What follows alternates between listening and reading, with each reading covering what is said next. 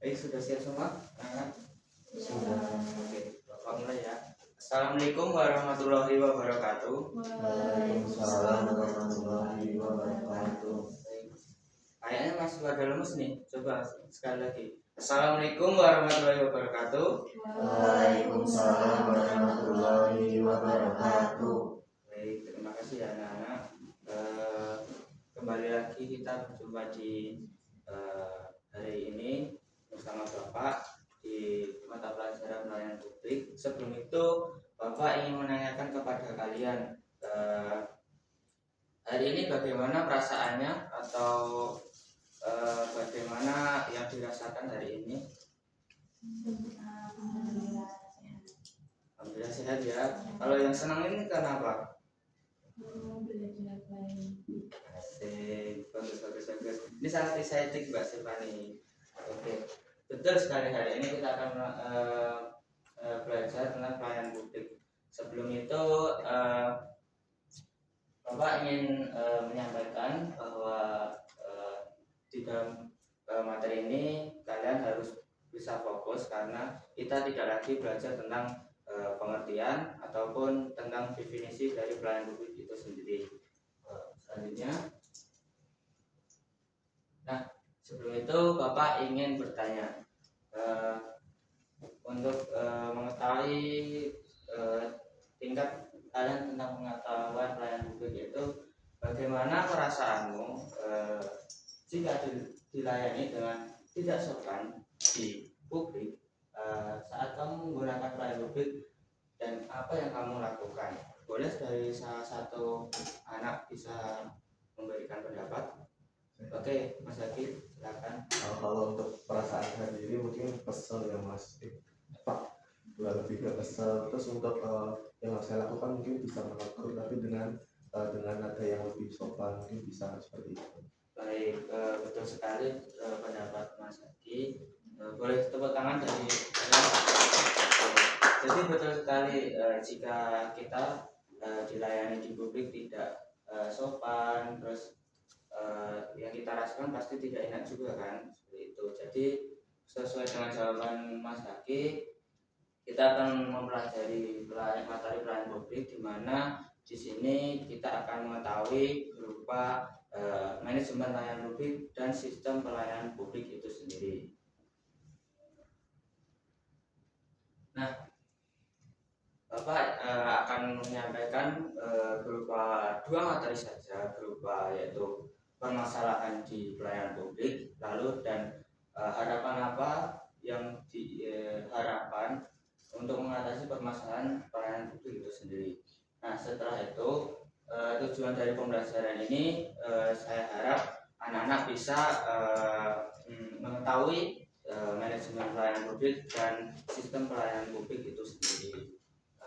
Di sini Bapak ada asesmen awal di mana saya harap kalian bisa mengerjakan, dan mungkin ini untuk mengetahui kemampuan dasar dari kalian.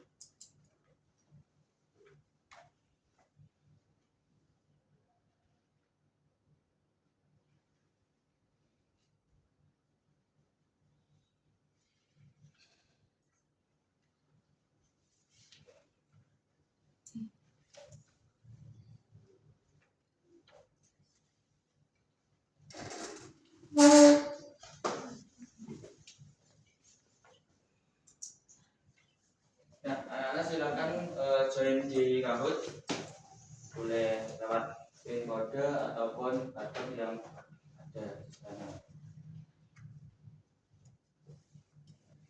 Soalnya hanya satu, soalnya gampang sih menurut Bapak, kalian pasti bisa. Oke, sudah bergabung dua. Kurang satu lagi siapa?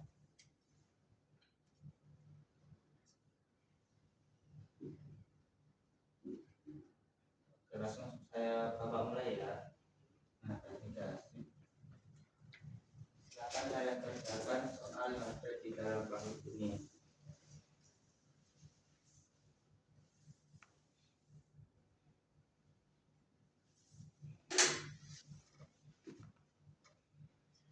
Apa kelihatan soalnya? Tidak. Oh, saya bacakan ya. Jadi Pak Yanto pergi ke puskesmas. Ia mengeluhkan bahwa punggungnya sakit nyeri setelah dirusak dan diberikan obat. Pak Yanto merasa puas dengan layanan diberikan. Akhirnya Pak Yanto akan aduh, maaf ya nggak ada waktunya. Langsung saya ke bapaknya saja.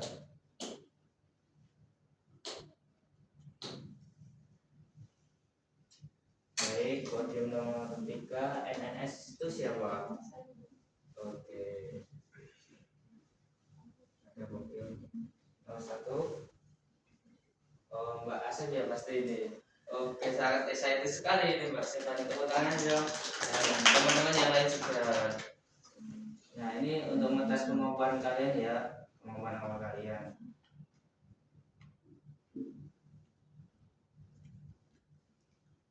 Langsung ke materi saja. Nah, sebelumnya kita sudah mempelajari dari definisi pelayanan publik ya. Yang pertama itu ada pengertian, lalu ada tujuan dari pelayanan publik, dan yang ketiga adalah manfaat dari pelayanan publik itu sendiri. Nah, jadi pelayanan publik ini adalah pelayanan yang diberikan di publik, terutama untuk masyarakat, agar di mana masyarakat bisa menerima fasilitas dari pelayanan yang diberikan seperti itu.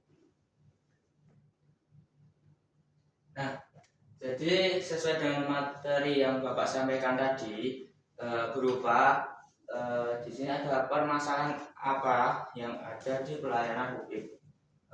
Boleh dari salah satu anak membacakan itu saja yang di atas, yaitu pelayanan yang berkualitas itu siapa? Boleh Mbak Sifani, silakan. Mbak Ansa, silakan. Jadi pelayanan yang berkualitas sangat tergantung pada berbagai aspek, yaitu bagaimana pola penyelenggaraannya, seperti tata laksana dan dukungan sumber daya manusia dan kelembagaan. Dilihat dari sisi pola penyelenggaraannya, pelayanan publik masih memiliki berbagai kelemahan, antara lain seperti kurang responsif, kurang informatif, kurang aksesibel, dan kurang koordinasi, serta kurang mau mendengar keluhan atau saran atau aspirasi masyarakat. Baik, terima kasih ya Mbak Masya. Nah, jadi ini berupa permasalahan yang ada di pelayanan publik, yaitu yang pertama ada kurang responsif, di mana banyak masyarakat mengeluhkan saat datang di pelayanan publik seperti pegawainya kurang cepat dalam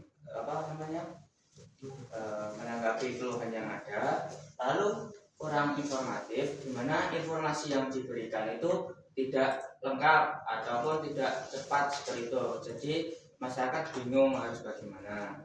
Selanjutnya ada accessible, yaitu di mana terkadang tempat pelayanan itu jauh. Jadi kita sebagai masyarakat saat mengakses itu susah seperti itu. Lalu kurangnya koordinasi, jadi seperti yang disebutkan tadi, sama seperti kurang responsif dan kurang mampu mendengarkan keluhan dari masyarakat. Selanjutnya, nah, jadi pelayanan yang diharapkan dari permasalahan tadi yaitu berupa yang pertama produktivitas yang kurang, lalu kualitas layanan dan responsibilitas dan akuntabilitas. Nah, yang disebutkan dari Rahman I 2007 yaitu kinerja merupakan gambaran mengenai tingkat pencapaian pelaksanaan suatu kegiatan, program, kebijaksanaan dalam mewujudkan sasaran, tujuan, misi dan misi organisasi. Dwi Yanto menjalankan beberapa tolak ukur kinerja birokrasi publik yang pasti seperti tadi produktivitas. Di sini yang tulisan kurang ini sebenarnya tipe. Jadi produktivitas, di mana diharapkan pelayanan publik mampu bekerja secara maksimal agar masyarakat itu merasakan fasilitas yang diharapkan sesuai dengan harapannya. Lalu kualitas layanan yang baik, di mana masyarakat menerima fasilitas dari pelayanan publik dan merasakan dampak yang ada. Selanjutnya ada responsivitas, di mana pegawainya respon kepada masyarakatnya, dimana seperti keluhan lalu apa yang diinginkan oleh masyarakat itu segera ditangani seperti itu. Lalu ada responsibilitas dan akuntabilitas.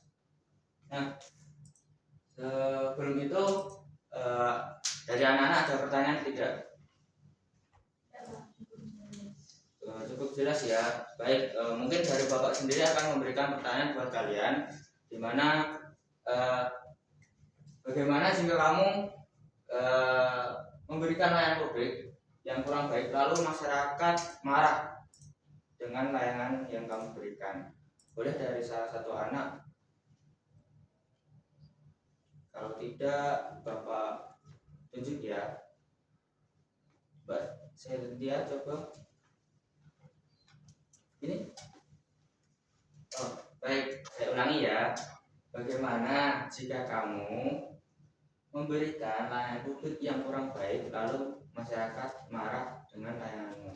Mungkin menurut saya menerima, pasti kan masyarakatnya kan kayak berkomplain, jadi saya menerima dan mendengarkan keluhan dari masyarakat tersebut, dan kedepannya itu mungkin memperbaiki layanan saya ke publik.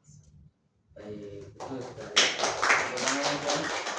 Oke, betul sekali. Jadi yang disebutkan Mbak Cynthia tadi, layanan yang harus yang kita lakukan adalah gimana kita harus bisa mengevaluasi ya Mbak ya, betul sekali, dengan layanan kita berikan agar pelayanan yang kita berikan berikutnya itu tidak seperti ini.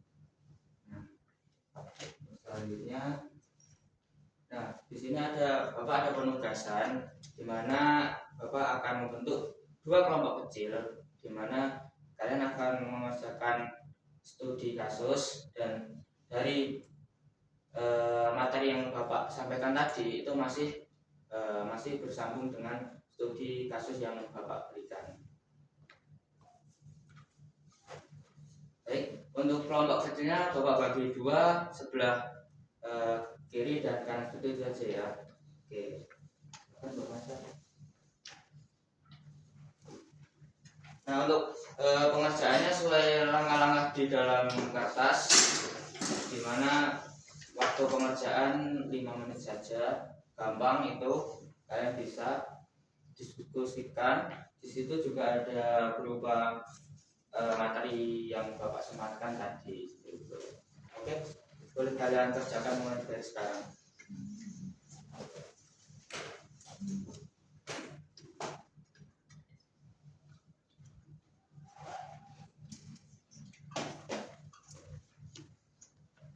Apa ada kesusahan dari kalian? Mohon ya. Ada yang sulit dari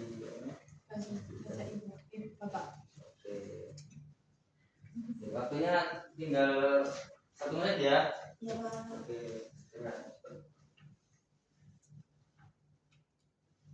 Oke, waktunya sudah selesai. Baik. Mungkin dari salah satu kelompok boleh mewakilkan atau menjadi sukarelawan. Oh, tidak ada ya. Oke, dari kelompok ini coba boleh maju untuk mempresentasikan. Silakan. Karena perwakilan saja tidak apa-apa. Boleh. Silakan.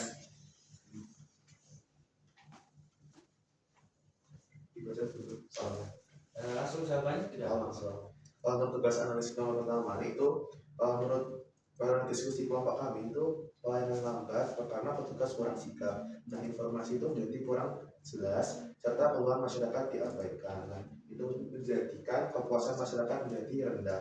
Lalu untuk nomor 2 itu produktivitas rendah karena pelayanan lambat dan tidak efisien. Lalu yang kedua ada kualitas layanan rendah karena masyarakat itu tidak puas. Lalu responsivitas karena petugas tidak tanggap dalam menghadapi keluhan-keluhan. Lalu yang terakhir adalah responsivitas, cukup karena pelayanan sudah sesuai dengan prosedurnya. Kalau dampak terhadap masyarakat, mungkin masyarakat merasa kecewa dan tidak puas karena kita membutuhkan waktu dan biaya lebih karena harus bolak-balik. Nah, menurunnya kepercayaan terhadap instansi, muncul juga citra buruk terhadap pelayanan publik. Nah, untuk solusi perbaikan pelayanan, mungkin dari kelompok kami bisa meningkatkan sikap responsif petugas, memberikan informasi yang jelas dan lengkap, menyediakan layanan pengaduan yang aktif, serta melakukan evaluasi pelayanan secara berkala. Tepuk tangan semua. Ini boleh saya ambil. Nah, betul sekali ya. Untuk kelompok yang ini boleh saya ambil. Oke, saya lihat dulu ya jawabannya. Baik, untuk jawabannya sudah sangat bagus-bagus semua, mampu menganalisis dan memberikan solusi. Jadi dari dari Bapak sendiri sesuai dengan yang Bapak harapkan. Nah, untuk selanjutnya berikutnya adalah kesimpulan. Boleh dari salah satu anak untuk membacakan kesimpulan ini? Ya, Mbak Deva, silakan.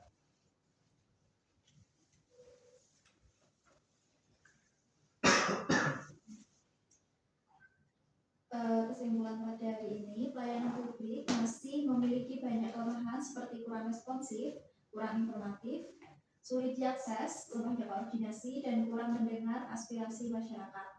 Oleh karena itu, perlu solusi peningkatan kinerja melalui produktivitas, kualitas layanan, responsibilitas, dan akuntabilitas agar pelayanan lebih efektif dan memenuhi kebutuhan masyarakat. Baik, terima kasih Mbak Deva. Betul sekali kesimpulan dari pembelajaran ini yaitu berupa pelayanan publik masih memiliki banyak kelemahan, terutama di keluhan masyarakat, kurang informatif, responsif, dan sulit diakses, dan responnya koordinasi. Nah, di mana dari permasalahan itu membutuhkan solusi berupa peningkatan produktivitas, kualitas layanan, dan responsivitas yang harus diberikan untuk meningkatkan efektivitas dari pelayanan publik itu sendiri. Nah, untuk dari pembelajaran hari ini, apa yang kalian rasakan, apa yang kalian bisa dapatkan dari pembelajaran hari ini? Mungkin yang dirasakan bagaimana, ataupun senang atau bagaimana? Coba dari kalian sendiri. Saya Pak, Ya.